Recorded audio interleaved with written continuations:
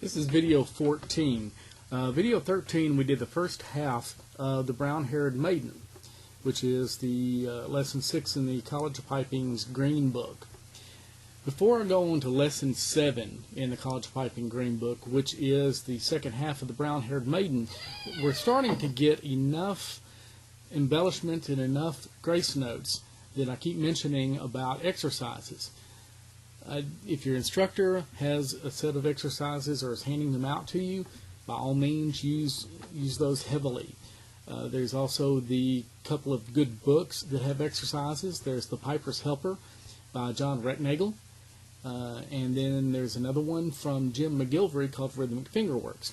Piper's Helper is just a book of exercises. There's not much in the way of any kind of wording, pictures, anything of that nature. It's just pure nitty-gritty exercises. I highly recommend that book.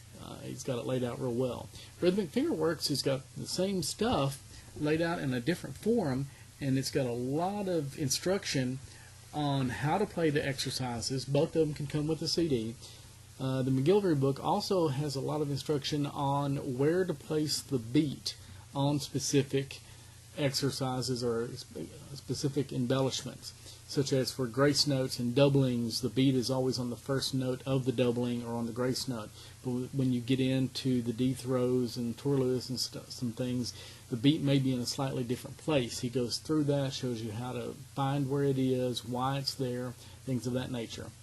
Sometimes you may only have your practice channel and you don't have any other material with you, and you need to do some exercises. You can't memorize every possible exercise. Here's a little one that I got from the captain, also known as Ken Eller from up in Canada, and it's called a little pyramid. What you do is whatever embellishment you need to work on, you pick 2 melody notes to play it from. So let's say I'm going to do a D throw, and I'm going to do it from an A and from a B. So I'll play an A, D throw, down to a B and a D throw.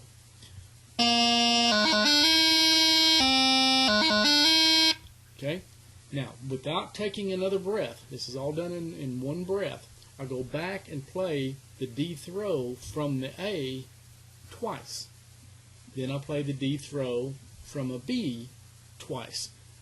But that's after I've done them once. So I've done it 1, 1, then 2 on A, 2 on B.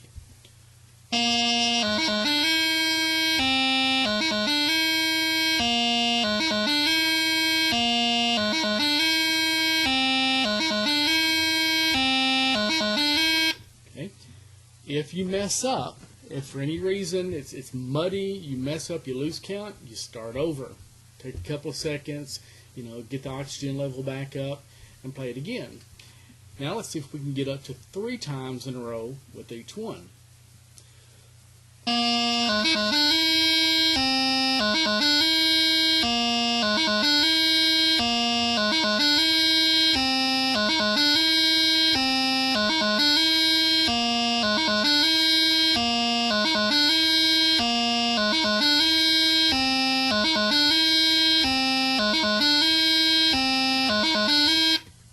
And notice I'm doing all of that in one breath without making a mistake. I'm going to stop at that point and start coming back down the pyramid. So I would go 1 time each, 2 times each, 3 times each, back to 2, back to 1. I'm going to speed my D throws up just a little bit, just to kind of get through the video a little faster.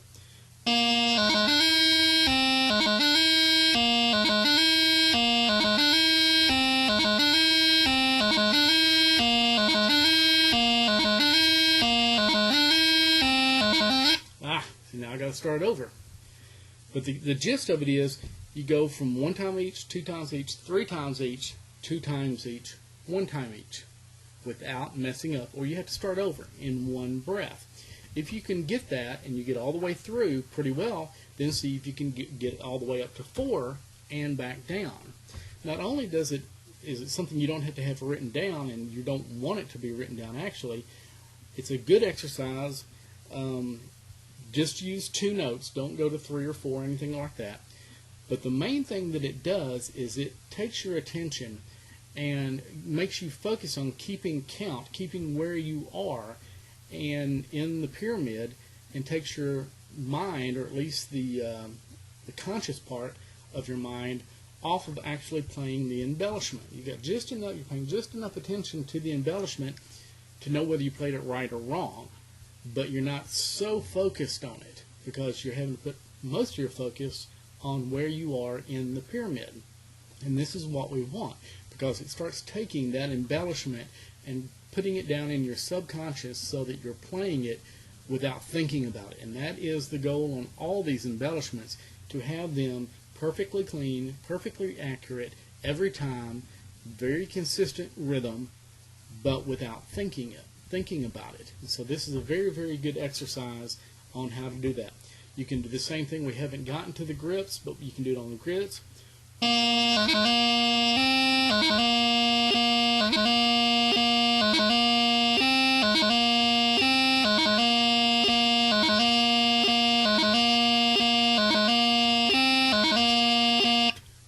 Whatever embellishment it is, doublings. You can do it from any note.